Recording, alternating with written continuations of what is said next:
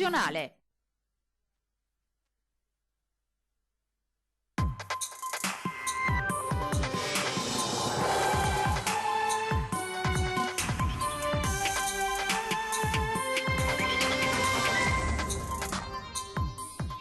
Litorale veneziano messo in ginocchio da una violentissima ondata di maltempo, Bibione Pineda letteralmente cancellata da una mareggiata.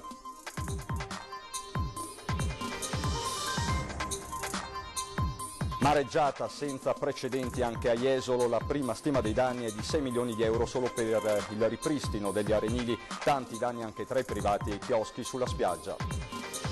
Maltempo, sopralluogo in mattinata del governatore Zaia nelle zone più colpite, una devastazione che rispetto a Vaia dice ha interessato l'intera regione, intanto nuova perturbazione in arrivo. Riaperte le scuole in una Venezia che cerca di tornare alla normalità dopo il disastro acqua alta di questi giorni, il sindaco Brugnaro annuncia l'attivazione della cabina commissariale.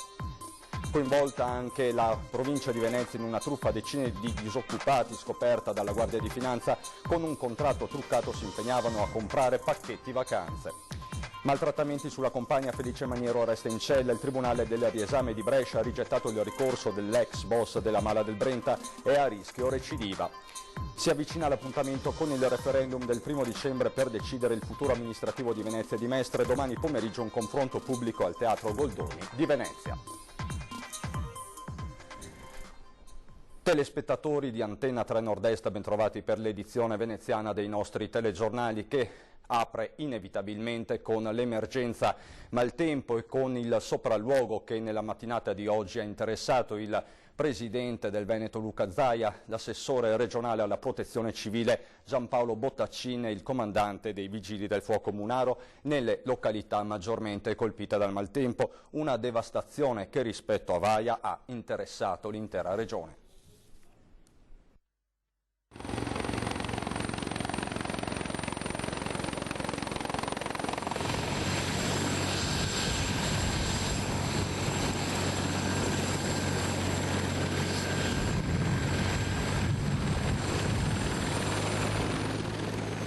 Avevamo la devastazione dei boschi, sembrava un cimitero, no? Qui invece è un panorama variegato che va dai grandi allagamenti del Veneto orientale, credetemi sono molto estesi, alle spiagge che in alcuni tratti non ci sono più. Questo è quello che... E poi per finire alle cavane e a tutta la sacca di Scardovari, dove c'è, vedrete nelle foto, nei filmati, c'è materiale dappertutto volato via. Reduce dal sopralluogo in elicottero dalla montagna al litorale, il presidente del Veneto Luca Zaia parla di emergenza ancora in corso, vedasi il mare d'acqua, dice, lungo il Lemene nel Veneto orientale, e di una devastazione che non deve essere ridotta a mera appendice di quella della città di Venezia. Ho chiesto formalmente che venisse splittata la parte di Venezia perché lì c'è l'emergenza concreta, un'emergenza fra l'altro continua ed è giusto che il sindaco sia già in pieni poteri commissariali. Dall'altro noi adesso invieremo il resoconto di quello che è stata questa calamità questi giorni che ancora non sono conclusi, siamo ancora in emergenza. Il maltempo e da stasera inizia ancora piogge, presenteremo una foto di quello che è accaduto e dopodiché ci sarà da parte del Consiglio dei Ministri, questa è la rassicurazione che abbiamo, ma non può che essere così, la dichiarazione dello stato di crisi e quindi lo stanziamento delle prime risorse. Continuano gli interventi, continua l'allerta, un nuovo avviso di criticità idrogeologica e idraulica con lo stato di preallarme è stato emesso dalla Protezione Civile del Veneto.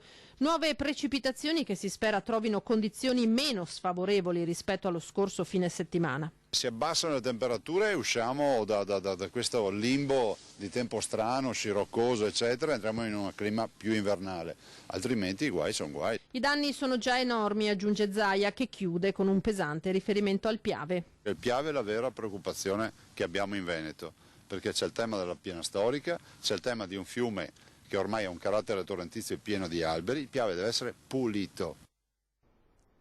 E iniziamo il nostro viaggio sul litorale veneto, cominciamo da Jesolo, 6 milioni di euro i danni agli arenili e ci sono i chioschi dei privati in affanno.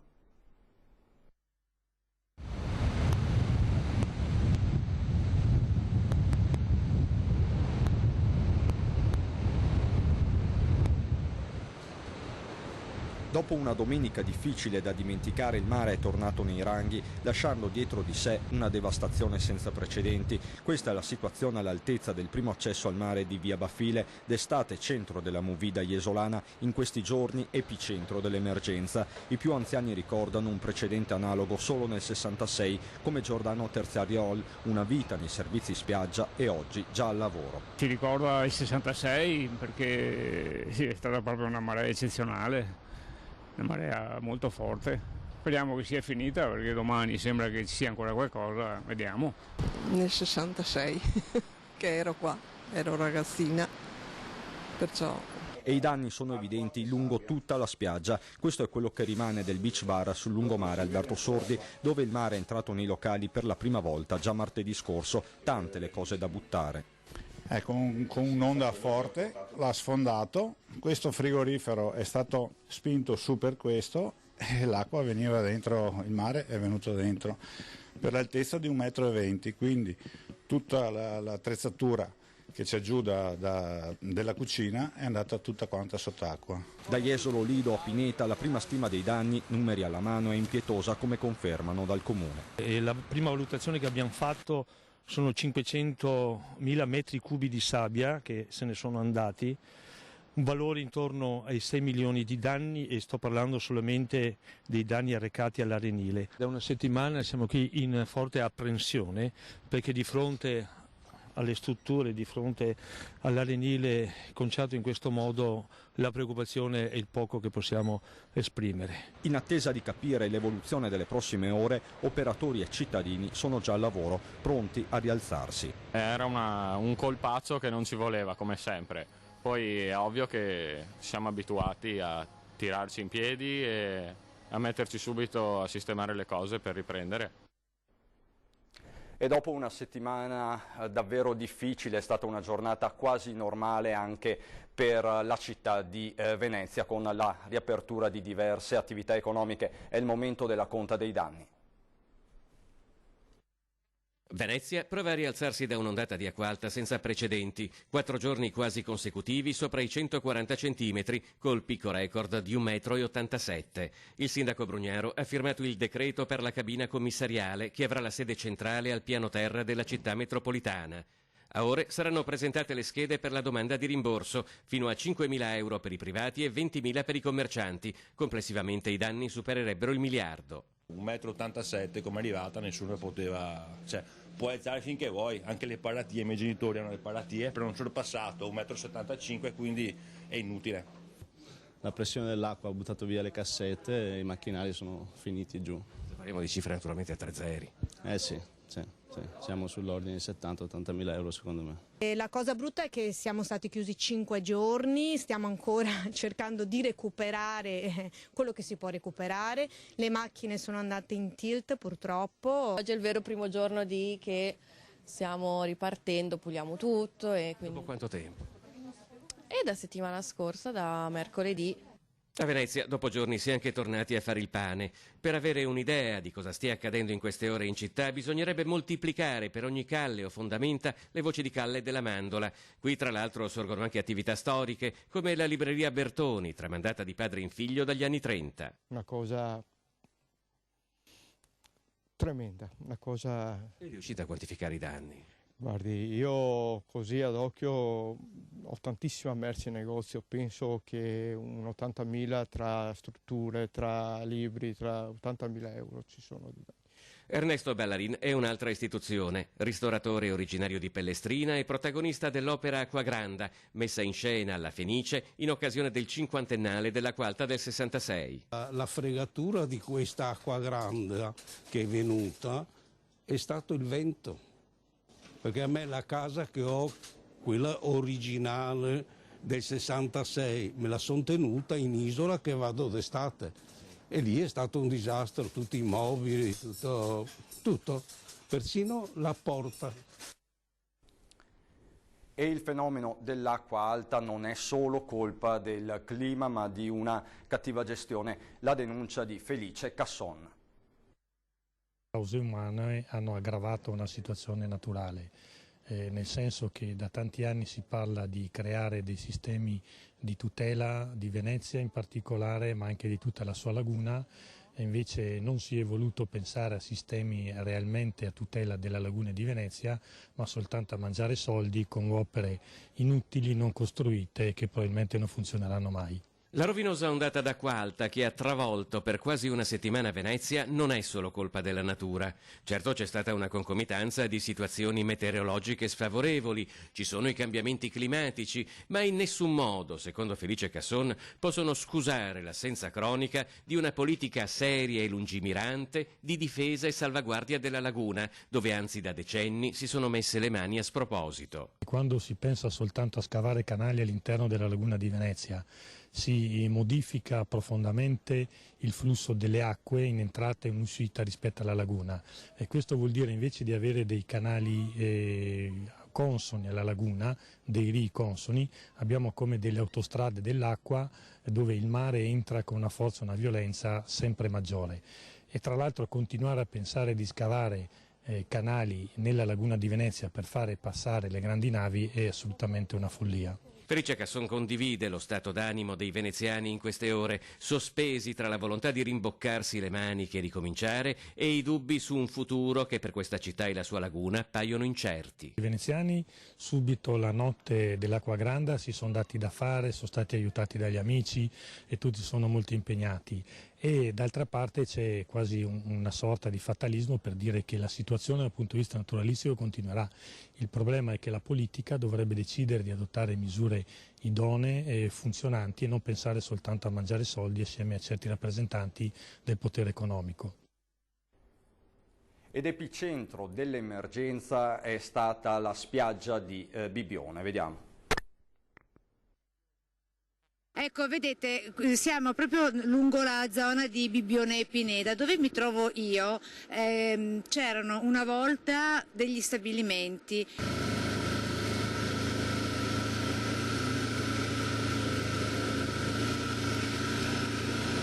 Il mare e la forza del vento ha addirittura divelto quello che era tutta la fibra ottica, la vediamo è qui proprio ai nostri piedi. Altri cavi di fibra ottica, oltre a migliaia e migliaia di tronchi che sono sparsi e disseminati in tutta la spiaggia, che non c'è più.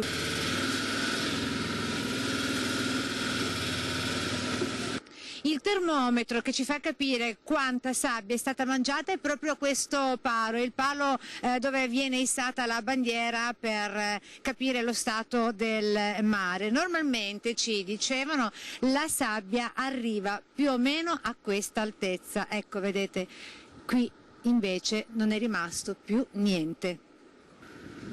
Molletta, pinza è operativa da quando? Da stamattina stiamo togliendo la plastica dalla roba spiaggiata per dividere, noi siamo molto sensibili alla plastica e a tutto quello che riguarda il mare.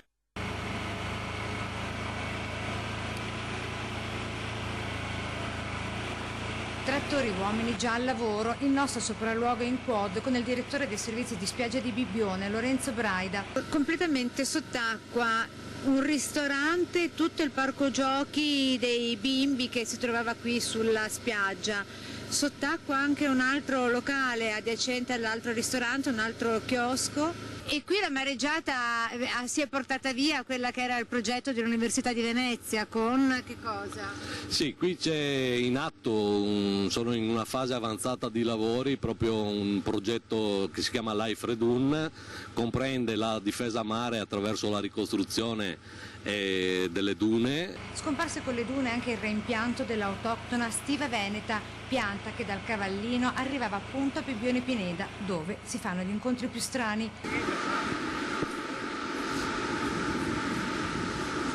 Nell'emergenza e risolazione di quel che resta della mareggiata, la vita va avanti. Qui siamo alla foce del canale Merlo, ci sono anche i casoni dei pescatori, è proprio una zona integra, intatta, naturale. Laggiù ci sono tutti i cigni a riposo adesso. Danni anche al campeggio per più di 300.000 euro e al porto, dove a fatica si cerca il ritorno alla normalità. Ecco, adesso sta uscendo qui dal porto questa barca, che cosa andrà a fare? Sì, questa è la motonave che va a mettere in sicurezza tutte le bricole che hanno ceduto inevitabilmente con la marea. Ed è impietosa la conta dei danni, anche perché 6 chilometri di costa sono letteralmente spariti. Sono circa 150.000 metri cubi di spiagge erose e bibbione dalla mareggiata per un tratto di più di 6 km di arenile, dove di solito vengono fissati ben 25.000 ombrelloni. La stima dei danni è davvero ingente ed è quella a 6 zeri. Almeno €1 milione. Consideri che normalmente la società si fa carico di gran parte dei costi legati all'erosione, ma in questo caso c'è necessità che ci sia un intervento pubblico. La situazione è preoccupante anche in vista delle previsioni delle prossime ore. Siamo preoccupati perché in qualche modo aver tolto da questa parte, dove in qualche modo c'è già una certa congestione di turisti legata alla presenza dei turisti che in qualche modo vengono nella nostra spiaggia, ripristinare la situazione per la prossima estate sarà sicuramente un'impresa. Come se non bastasse, il fiume Tagliamento, ancora in piena, sta scaricando una quantità notevole di materiale in mare e quindi ci sarà pure il problema di rimuoverlo. Queste 3 mareggiate hanno colpito di fatto tutta la nostra concessione, che insiste su un fronte di circa 4 chilometri nel centro qui di Bibbione verso la zona est. Abbiamo visto anche la fibra ottica che è stata proprio divelta. La fibra ottica è una grossa preoccupazione, anche perché i costi per il ripristino sono importanti, ingenti, e anche e soprattutto tutta la parte elettrica e la parte fognaria che in qualche modo sono collegate con essa. I problemi non sono solo quelli legati alla spiaggia, dunque, ma anche alla sicurezza individuale. Consigliamo a tutti di non stare nei pressi del litorale quando la mareggiata è nel pieno della sua forza, quando le onde sono alte. Anche vicino ai pontili non è consigliabile. Adesso c'è la pubblicità, a dopo.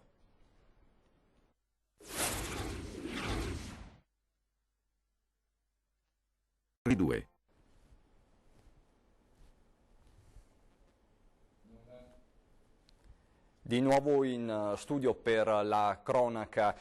Cercavano lavoro ma si sono ritrovati a dover pagare pacchetti vacanza. Una vera e propria truffa ai danni di disoccupati è stata scoperta dalla Guardia di Finanza di Gorizia. Operazione Discovery Fly. La Guardia di Finanza di Gorizia ha scoperto una truffa a danno di decine di giovani in cerca di occupazione. Li agganciavano in rete per attività di brokeraggio, ma poi con un contratto truccato si impegnavano a comprare pacchetti vacanza per un valore di circa 2.000 euro, destinati alla vendita porta a porta. La truffa coinvolge le province di Venezia, Gorizia, Udine, Treviso, Padova, Varese, Taranto, Ragusa e Foggia. I militari hanno effettuato perquisizioni e sequestri nei confronti di 4 persone. Una 37enne di Cormons, 2 coniugi di Marcon di 52 e 47 anni e un mestrino di 49, tutti indagati per truffa.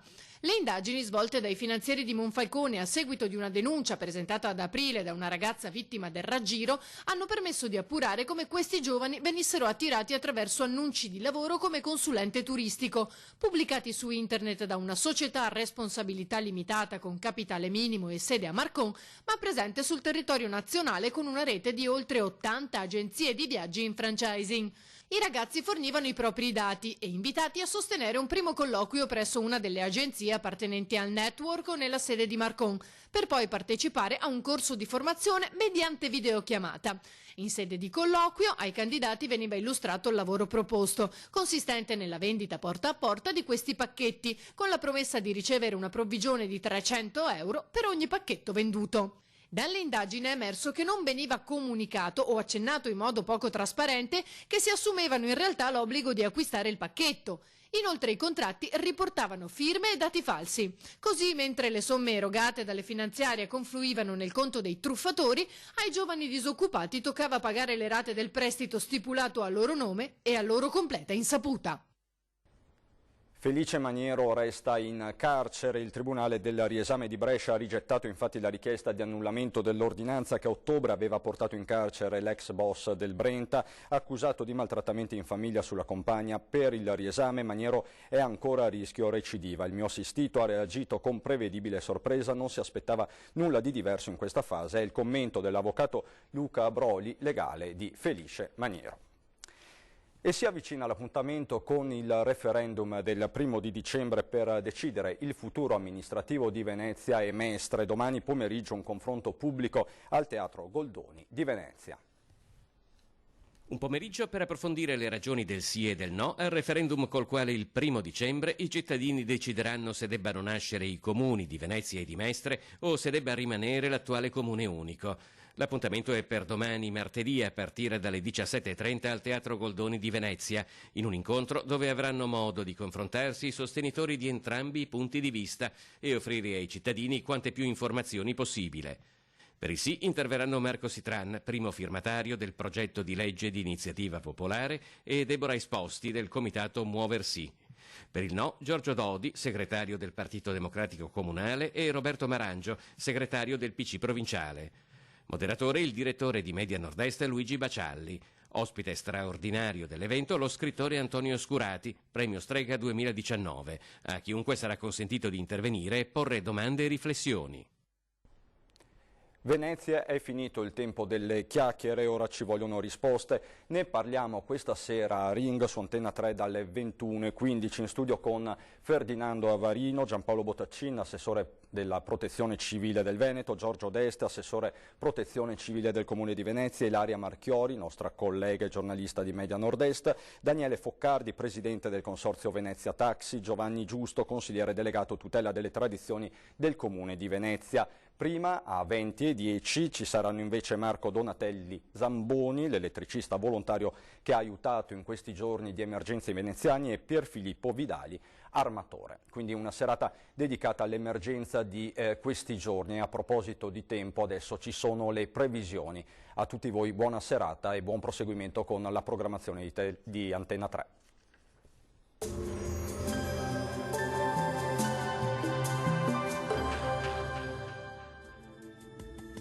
Bentrovati al meteo. Il maltempo che ha causato disagi e danni ingentissimi sul Triveneto non si placa, è atteso infatti un nuovo imminente peggioramento per l'arrivo di una ennesima perturbazione. La situazione nel dettaglio. Sul Veneto la giornata di martedì 19 novembre sarà all'insegna delle precipitazioni, saranno piuttosto estese, frequenti, generalmente moderate, anche consistente sulle prealpi e sulle zone limitrofe, più modeste invece sul delta del Po e sulle aree circostanti. Quota neve in aumento fino a 1200-1400 metri sulle Dolomiti. Vediamo anche le temperature, le minime saranno comprese tra 6 e 11 gradi, valori massimi oscillanti invece tra gli 8 e i 14 gradi. Ci spostiamo ora sul Friuli Venezia Giulia, dove la situazione sarà simile con piogge diffuse, vedete, localmente saranno anche intense. Temperature minime tra 10 e 13 gradi, massime tra 12 e 15 gradi. Poche novità sul Trentino Alto Adige, dove sarà perturbato con rovesci un po' dappertutto e anche le piogge saranno localmente abbondanti. Temperature minime tra 2 e 3 gradi, massime tra 4 e 5 gradi circa. Dal meteo per ora è tutto, buon proseguimento in compagnia di Antenna 3. Arrivederci.